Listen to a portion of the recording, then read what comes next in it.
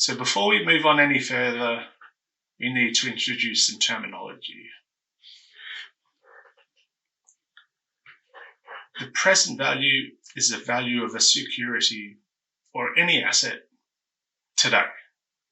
Often this is the start of the year, the 1st of January, or the first day of the investment period. And the shorthand for this is T equals 0. The future value is the value of a security or a cash flow at the end of each period. And remember that a particular period may often be less than a year. For example, if the length of the period is 6 months, there'll be 2 periods in a year. Regardless, the shorthand will always be T equals 1, 2, and 3 for each respective period. As we've already discussed, the required rate of return is the rate at which we discount future cash flows or compound present cash flows.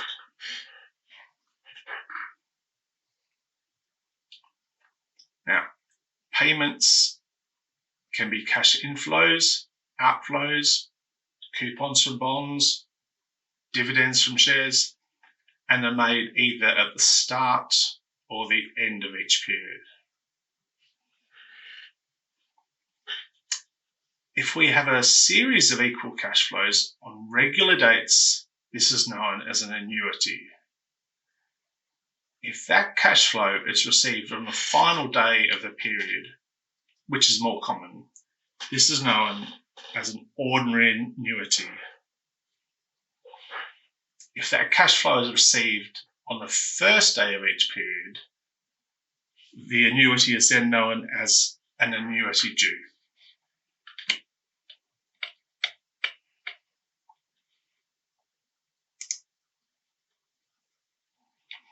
Now it's time to put some of this theory into practice. And here we can calculate the future value of a single cash flow. You'll notice that I always try and use simple examples and easy numbers so we can really focus on the principles. The first thing that I like to do when I get a question like this is to either draw a timeline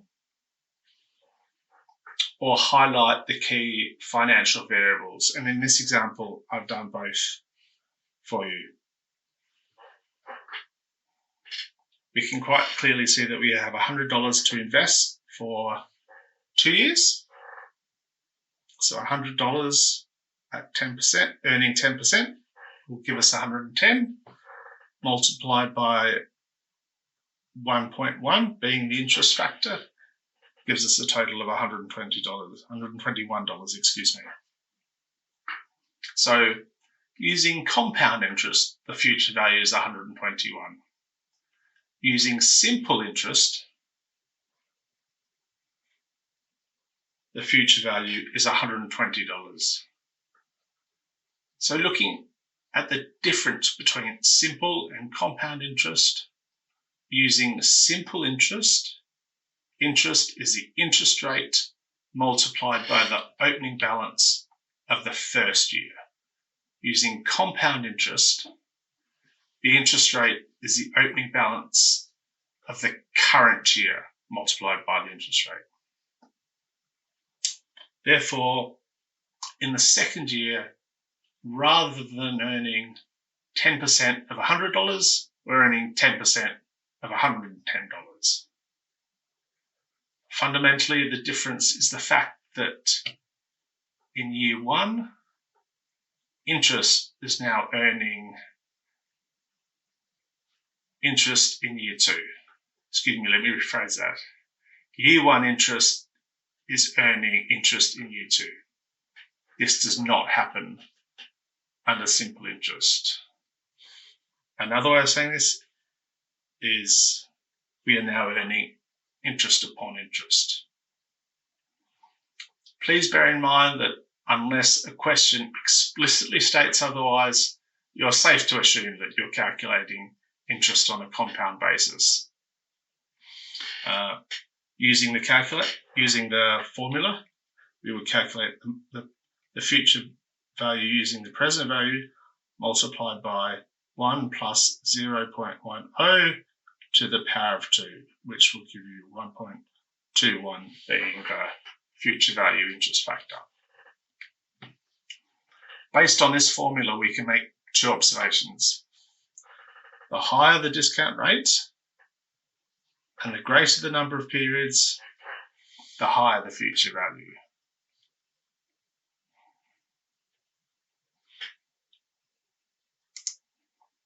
Now, in the previous example, we were moving forward through time and therefore calculating compound interest to determine a future value. Now we're doing the opposite. We're discounting a future value to determine how much that value is worth in the present. So rather than multiplying by the compound rate, we divide by the discount rate. So what conclusions can we draw so far? Well, based on the generic formula, we can make the same two observations. The higher the discount rate and the greater the number of periods, the lower the present value. Now, in all the examples we've looked at so far, the compounding frequency has only been 1 year. However, compounding periods, as I mentioned earlier, can often be shorter, i.e. monthly, quarterly, half-yearly. So the compounding frequency will be higher. And just to emphasize that, as the periods become shorter, the frequency becomes higher. Here I've included a generic formula to calculate the future value of a present value sum, where M is the number of periods in each year and N is the number of years. This is where we need to be really careful when we're using shorter or longer compounding periods. And we need to adjust both the discount rate and the number of periods per year. We divide the interest rate by M and we multiply the number of years by M. Therefore, if we have a quarterly compounding period over 2 years, this would represent 8 periods. If the annual discount rate was 12%, the quarterly rate would be 3%, being 12 divided by 4.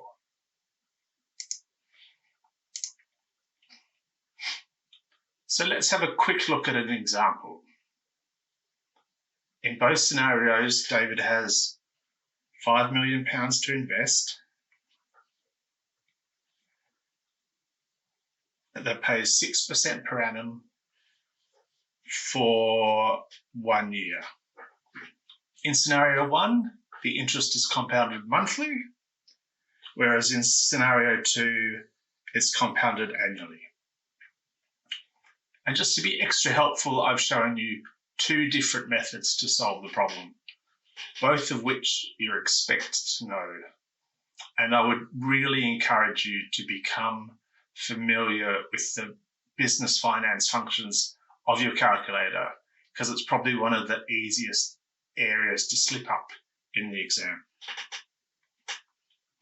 So if the 6% is compounded on a monthly basis, David will earn 5.308 million, whereas if it's calculated on an annual basis, he'll only earn the future value will only be 5.3 million. And that's exactly for the same reason as we saw earlier. Under a monthly compounding frequency, interest is able to earn interest. And that's exactly what we would expect under scenario 1.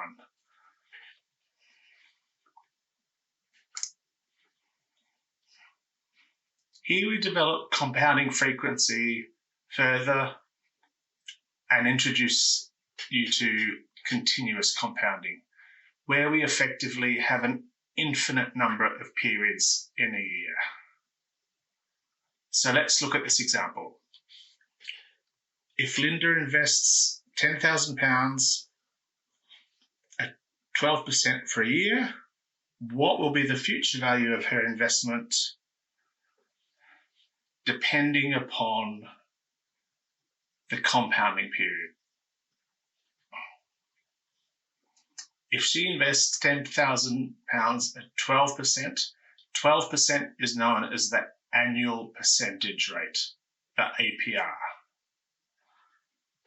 And the APR does not change, it's fixed. As we can see, that as the number of periods increase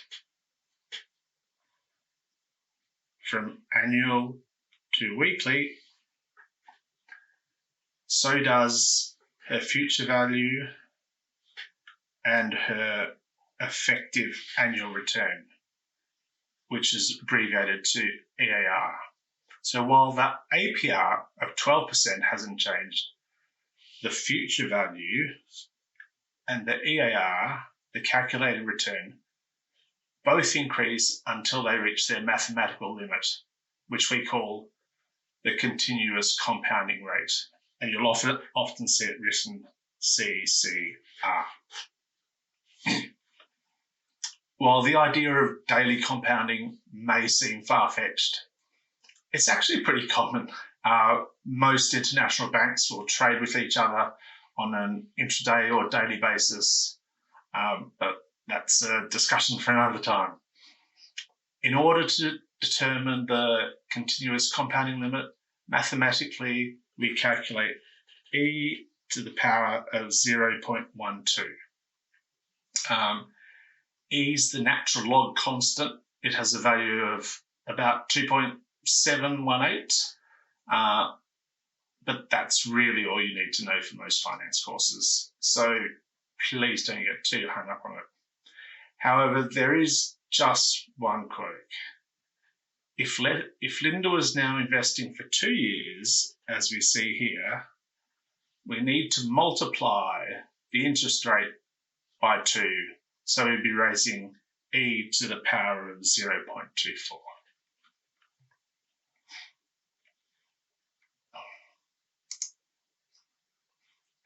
Here I've just included a brief summary of what we've just discussed. If we keep increasing the number of compounding periods until we have an infinite number, the limiting case will be known as the continuous compounding rate, which will result in a higher future value if we're compounding and a lower present value if we're discounting. The generic formula for which is here, and here, instead of multiplying by 1 plus r to the power of n, we're raising e to the power of 0.12 in Linda's case.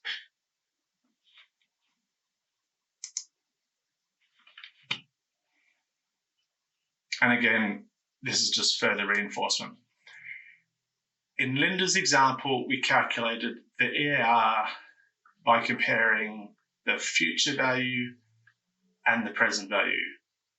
Now we are going to calculate the EAR directly from the periodic interest rate. And we do this by adding 1 and raising it to the power of n, i.e. the number of periods in the year. The APR will only equal the periodic interest rate if the period is 1 year. So please just remember that when we increase the compounding frequency, we shorten the compounding periods, and we must also decrease the periodic rate.